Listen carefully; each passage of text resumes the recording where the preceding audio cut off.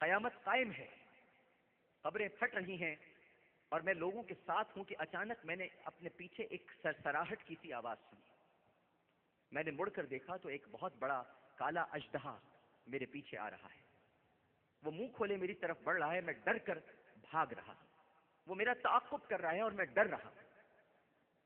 میں آگے آگے بھاگ رہا ہوں، وہ میرے پیچھے پیچھے ہے کہ اچانک میں نے آگے دیکھا کہ ایک بہت ہی صاف ستھرے بزرگ سفید کپڑوں میں ضعیف سے وہ آگے مجھے ملے۔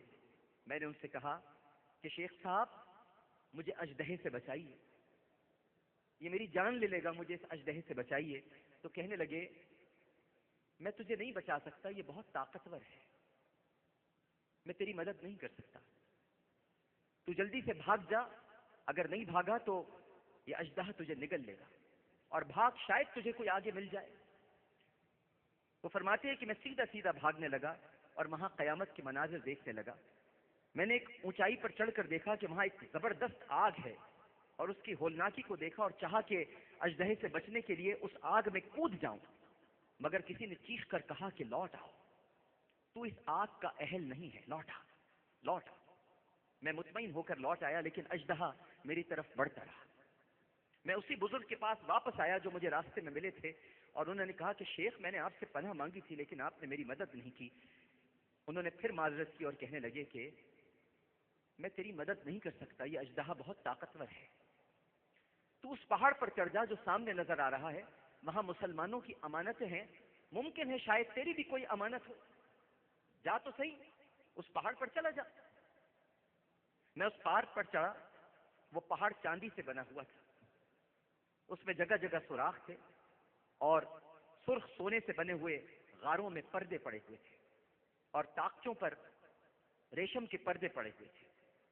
جب میں اژدہے سے ڈر کر پہاڑ کی طرف بھاگا تو کسی فرشتے نے زور سے کہا کہ پردے ہٹاؤ، پردے ہٹاؤ، اور طاق پر سے پردے ہٹ گئے، کھول دیے گئے، اور پھر ان طاقچوں سے چاندی کی رنگت جیسے چہرے والے بچے نکل آئے، ان کے چہرے چاندی جیسے تھے۔ اژدہا بھی میرے پیچھے تھا، قریب ہو گیا۔ اب میں بڑا پریشان تھا۔ کسی نے چلا کر کہا کہ تمہارا ستیہ ناش، دیکھ نہیں رہے کہ دشمن کتنا قریب آ چکا ہے، چلو سب باہر آؤ، سب باہر آؤ۔ اور پھر بچے فوج در فوج باہر نکلنا شروع ہو گئے۔ میں نے دیکھا کہ میری وہ بچی جو 2 برس کی تھی اور مر چکی تھی، وہ مجھے دیکھتے ہی رونے لگی، وہ بھی باہر نکلی اور مجھے دیکھتے ہی رونے لگی، اور کہنے لگی واللہ میرے والد، واللہ میرے والد، اور پھر تیزی سے کود کر ایک نور کے حالے میں گئی اور دوبارہ میرے سامنے نمودار ہو گئی، اور اپنے بائیں ہاتھ سے میرا دایاں ہاتھ پکڑا اور دایاں ہاتھ اژدہے کی طرف بڑھایا، اور جیسے ہی بڑھایا تو وہ الٹے پاؤں بھاگ گیا۔ اس کے بعد اس نے مجھے اپنی طرف بلایا، میں نے اپنی بچی کو اپنی گود میں بٹھا لیا، وہ میری گود میں آ بیٹھی اور میری داڑھی میں ہاتھ پھیرنے لگی اور کہنے لگی علم یعنی للذین آمنوا ان تخشع قلوبہم لذکر اللہ، کیا ایمان والوں کو ابھی وہ وقت نہیں آیا کہ ان کے دل جھک جائیں اللہ کی یاد سے؟ اور رونے لگی۔ میں نے کہا کہ میری بچی کیا تجھے قرآن معلوم ہے؟ اس نے کہا کہ ہاں، ہم آپ لوگوں سے زیادہ قرآن جانتے ہیں۔ میں نے پوچھا مجھے اس اژدہے کے بارے میں بتاؤ، وہ کیا تھا میری بچی؟ تو بچی نے کہا ابا جان وہ آپ کے برے اعمال تھے جنہیں آپ نے خود طاقتور بنایا ہے، آپ نے خود انہیں طاقتور بنایا ہے۔ میں نے پوچھا وہ بزرگ کون تھے؟ کہنے لگی ابا جان وہ آپ کے نیک اعمال تھے جنہیں آپ نے کمزور کر دیا ہے، اتنا کمزور کر دیا کہ وہ آپ کے برے اعمال کو روک نہ سکے۔ میں نے پوچھا میری بچی تم لوگ اس پہاڑ میں کیا کرتے ہو؟ اس نے کہا کہ ہم مسلمانوں کے بچے ہیں، اس پہاڑ میں رہتے ہیں اور قیامت ہونے تک رہیں گے اور منتظر رہیں گے کہ کب تم آؤ اور ہم تمہاری شفاعت کریں۔ مالک بن دینار کہتے ہیں کہ میں خوفزدہ حالت میں بیدار ہوا اور میں نے شراب پھینک کر برتن توڑ دیا اور اللہ سے توبہ کی۔ حکایات الصالحین میں ہے کہ ایک بزرگ فرماتے ہیں کہ ایک بار نصف رات گزر جانے کے بعد میں جنگل کی طرف نکل کھڑا ہوا۔ راستے میں نے دیکھا کہ 4 آدمی ایک جنازہ اٹھائے جا رہے ہیں، جنازہ اٹھائے جا رہے ہیں 4 آدمی۔ میں سمجھا کہ شاید انہوں نے اسے قتل کر دیا ہے اور لاش ٹھکانے کے لیے کہیں لے جا رہے ہیں۔ جب وہ میرے نزدیک آئے تو میں نے ہمت کر کے ان سے پوچھا کہ اللہ کا جو حق ہے اس کو سامنے رکھتے ہوئے جواب دو، کیا تم نے اس کو قتل کیا ہے؟ انہوں نے جواب دیا کہ نہ تو ہم نے اسے قتل کیا ہے اور نہ ہی یہ مقتول ہے، بلکہ ہم تو مزدور ہیں اور اس کی ماں نے ہمیں مزدوری دینی ہے، وہ اس کی قبر کے پاس ہمارا انتظار کر رہی ہے، آؤ تم بھی ہمارے ساتھ آ جاؤ۔ میں تجسس میں ان کے ساتھ ہو لی۔ ہم قبرستان پہنچے تو دیکھا کہ واقعی ایک تازہ قبر کھدی ہوئی ہے اور اس کے پاس ہی ایک بوڑھی خاتون کھڑی ہے۔ میں ان کے قریب گیا اور ان سے پوچھا کہ اماں جان، آپ اپنے بیٹے کے جنازے کو دن کے وقت یہاں کیوں نہیں لائیں تاکہ لوگ بھی اس کے کفن دفن میں شریک ہو جاتے؟ انہوں نے کہا کہ یہ جنازہ میرے لخت جگر کا ہے، میرا یہ بیٹا بڑا گنہگار تھا، ہر وقت گناہوں کی دلدل میں غرق رہتا تھا۔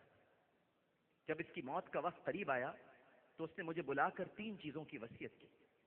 کہنے لگا کہ اماں جب میں مر جاؤں تو میری گردن رسی کے گرد ڈال کر گھر کے ارد گرد گھسیٹنا اور لوگوں سے کہنا کہ گنہگاروں اور نافرمانوں کی یہی سزا ہوتی،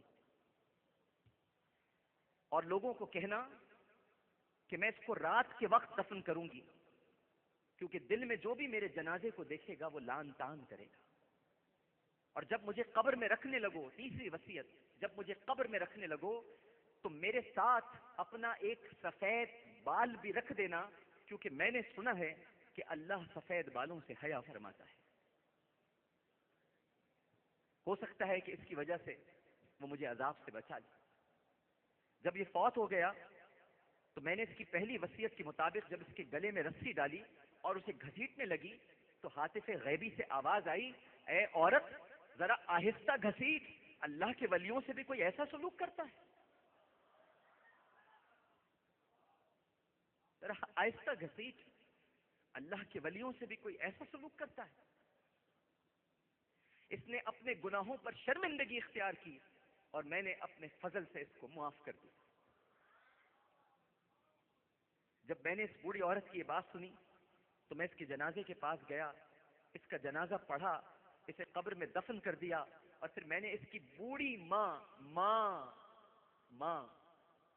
وہ ماں جو میرے ایک پروگرام میں آئی اور جس کا بچہ اسے بیلٹ سے مارتا تھا، وہ ماں جس کی کمر پر نیل کے نشان تھے، وہ ماں جس کو گھر سے دھکے دے کے اولاد نے نکال دیا، وہ ماں، میں نے اس ماں کے سر کا ایک سفید بال لیا اور اس گنہگار کی قبر میں رکھ دیا، اور جب ہم اس کی قبر سے فارغ ہو کر اس کی قبر کو بند کرنے لگے تو اس کے جسم میں حرکت پیدا ہوئی۔ اس نے اپنا ہاتھ کفن سے نکال کر باہر بلند کیا اور مسکرا کے کہا، اماں شکریہ، تیرے بال نے مجھے بچا لی۔